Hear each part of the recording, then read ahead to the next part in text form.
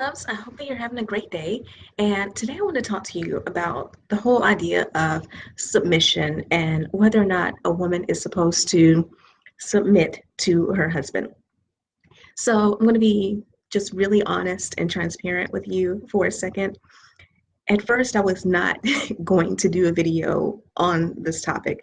I'm sure many of you saw an interview that singer Fantasia did with, I believe it was the Breakfast Club, where she's talking about submission and how women are supposed to submit to their husbands, and that is the problem with so many relationships nowadays.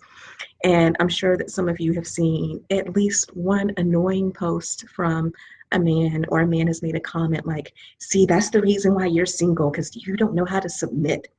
So let's talk about this and let's get really real on this topic. So I have a few things to say. First of all, when it comes to this whole idea of submission, a lot of women don't even know what it is. And the word itself is incredibly triggering. So I don't know about your background. Maybe you come from a background of having been in a lot of abusive and toxic relationships in your past. So, because of that, this whole idea of submitting to someone when your past relationship history is full of men who are jerks and men who aren't worthy of that type of thing, it's just crazy talk to you. Because why would you submit to a man who treats you badly? Why would you submit to a man who is a deadbeat? Why would you submit to a man who is an insensitive jerk? And I am completely there with you on that. Maybe your background is the women in your family. There's a generational curse in your family of women who are single parents and who the man in the situation, the man who had an equal role in bringing the child into the world, decided to up and disappear. Or there's a lot of divorce in your family, there's a lot of separation, there's a lot of people having kids together and just not getting married, period. So this whole idea of submission just doesn't seem right to you because you've never seen a nuclear family, a two-parent household where mom and dad are married and there's kids. So just the whole idea of that just is foreign to you. And then there's also the fact that we live in a world that is very much about independent women. And, you know, I can both bring home the bacon and cook it. This whole idea of I don't need a man. I can do everything by myself. So if that's the case, why would I be out here trying to submit to a man when I pay my own bills, when I take care of myself, when I treat myself to nice things? Why would I be submitting to a man? So we're going to cover all those things. And also, I want to be clear on when you would even have this discussion, because here's the thing. A woman, when it comes to the idea of submission, this isn't even up for discussion if you're not married. So we don't even need to talk about whether or not you would submit to a boyfriend or someone that you're just chilling with or just kicking it with, because that wouldn't happen. Second, we also don't talk about submission when it comes to a man who is trash. You know, if a man is not of good moral character, if a man is not able to provide for his family, if a man is not able to support his family, not just financially, but emotionally, physically protect his family, then the whole idea of submission shouldn't even come up into discussion. So now that we have those things, now that we've talked about the context in which you might have thought about submission, the context in which submission should be up for discussion, let's talk about what it means to be submissive. And I really even hate this word, honestly. I know the word is used in the Bible, but again, just hearing it, a lot of women get triggered by it. But we're going to talk about what it means to be submissive. So when we're discussing this, I want you to keep in mind that when the Bible was written, it was written by men. Now, men who were inspired by God, yes, but still men. So I'm sure you've noticed there aren't a lot of women mentioned in the Bible. And I want to point this out because when a woman is mentioned in the Bible, she is significant. She is incredibly significant, which means that she is also a good example for other women on what is godly behavior. So, anyone who tells you that being submissive to your husband means something along the lines of just ignorantly obeying everything that he tells you to do, never arguing with him, always being his peace, and never speaking your mind, is a complete and total idiot. I'm just going to be real with you. Because when we look at the examples of godly women that are provided in the Bible, look at a woman like Abigail. She is David's third wife.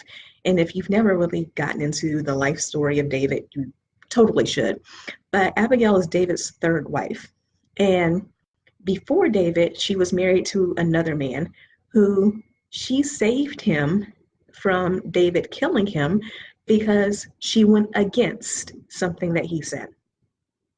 And then when her husband does eventually die and she and David get married, the Bible makes it a point to say that she was just as smart as she was beautiful, which would seem to suggest that David saw in her intelligence as well.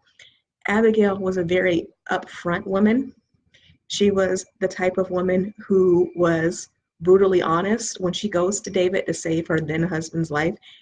She tells David that her husband is frankly a bore and kind of ignorant and all. Although she does use that to make the case for saving his life, she has no problem with speaking her mind. And she is sort of an advisor to David as well after they get married. So you have one woman who willfully went against her first husband's wishes, a woman who was bold, a woman who wasn't afraid to speak her mind, and a woman who was powerful and intelligent. You look at Sarah and Abraham, there are many instances in the story of Sarah and Abraham where Sarah is the one who is making the calls. Sarah is the one who is advising Abraham on what it is that the two of them should do.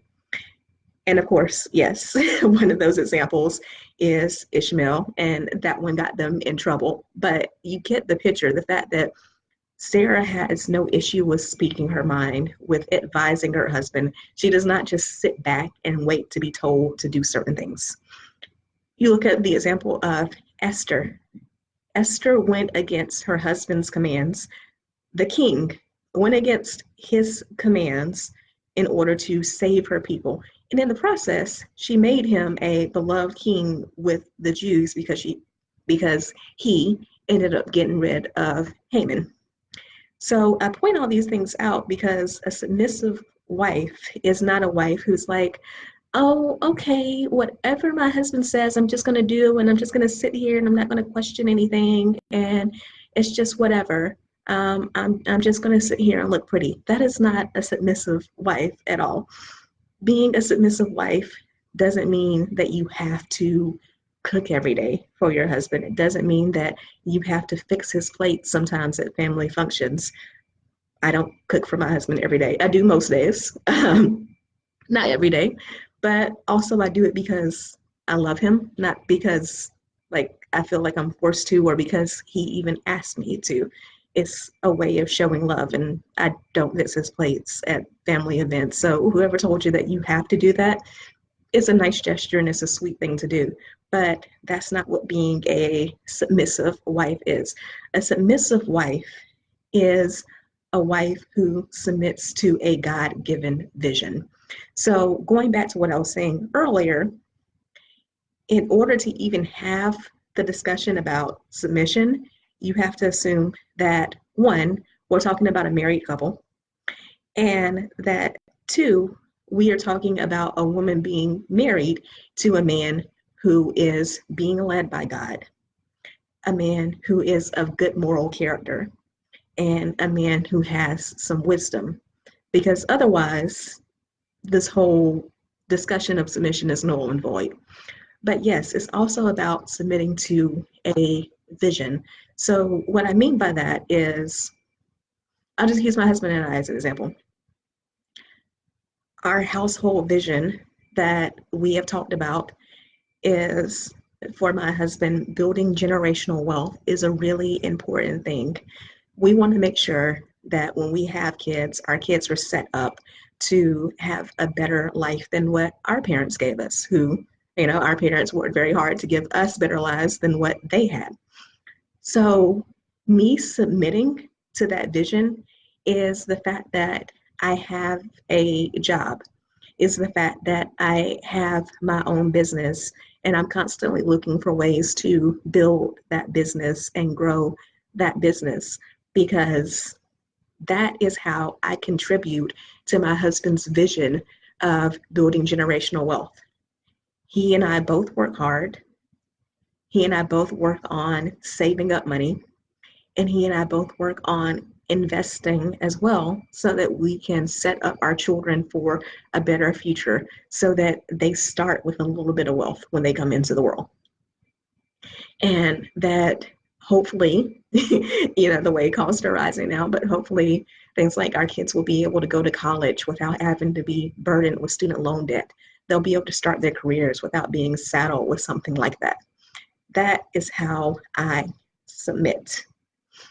For another woman, if the vision is building generational wealth, then that may mean a situation in which her husband brings in all of the money, and her submitting to a vision is she stays at home. She makes sure that the kids are good. She keeps the house clean. She cooks every single day. She makes sure that dinner is ready when her husband gets home from work. That may be how she contributes to that exact same vision. But just know that if you're marrying the right person, and if you're marrying a person who has a God-given vision, the person for you is not going to ask you to submit in a way that doesn't work for who you are as a person. Going back to that exact same example, I've never wanted to be the type of woman who was a stay-at-home mother. I know plenty of them. I respect them. I also know that it's not my personality. So me submitting to that vision is working outside the home and working to build wealth that I can combine with my husband's wealth. Another way of submitting to a vision could be if the vision is the two of you both grew up in turbulent households and you want to break that generational curse, then the vision is doing whatever it takes to commit to having peace in your home, regularly going to counseling, having accountability partners. That is how you submit to this vision, is making sure that you're constantly doing the work on yourself, that you are doing your best to learn better ways to communicate with your husband, that you are constantly finding accountability and learning from other women who have been where you have been. You're submitting to the vision in that way, doing whatever it takes to keep peace in the home. And I don't mean the fake peace of never arguing. I mean the real peace, growing up or creating an environment in your household where everyone is respected and everyone is heard and everyone knows what boundaries are and what each other's boundaries are. If the vision that you are submitting to is, well, this vision that we have for our household is being, like the Bible says, being fruitful and multiplying and having a large family, then submitting to the vision would be having a lot of kids. I have cousins, I have friends who have 5, 6, 7 kids, and they're incredibly happy in that environment. That is what they've always wanted. So they're submitting to their husband's vision, but it's also a vision that they wanted as well. Again, it's going to be in alignment with who you are as a woman. So it's not going to be something that's taxing. But I really think that when we have these discussions about submission, we need to make sure that we're not triggered by a word. And we also need to make sure that we are doing a better job of learning what submission is, and that we're doing a better job of passing that on to the next generation as well. Because, I didn't want to be this forthright and this frank about it, But I'm just gonna have to y'all just excuse me for being me in this moment. But there are a lot of idiots on Facebook who are or on Instagram who are gonna post some memes about, you know, a wife's place is in the kitchen. Um, Women are single because they don't know how to submit. You know, all a good man wants is just for him to come home and just have dinner ready, and for the kids to just be quiet, and for the woman to have the house perfectly clean, and then to give him lots of sex, and that's all. And he's not asking too much for that. I will not say all my personal opinions on men who post things like that, but let's just suffice it to say this. A real man who is a real leader doesn't need to post memes like that on Facebook all the time. And when it comes to submitting, yes, there are going to be some women for whom submission is in the kitchen, constantly cleaning the house, taking care of the kids. Those are also women who are built to do those things and who love to do those things. But what submission is not is blind obedience. What submission is not is being a servant. Submission is being in true support of your husband. It is having your husband's back. It is a show of love to the man who is led by God and who is doing everything that he can to take care of you, to cherish you, and to protect you. And if he is truly doing all of those things, if he is showing you that he cherishes you, if he is treating you like a queen, if he is doing everything that he can to not only say financially support you, but also emotionally support you and talk to you and listen to you, then you'll have no problem being in submission to that.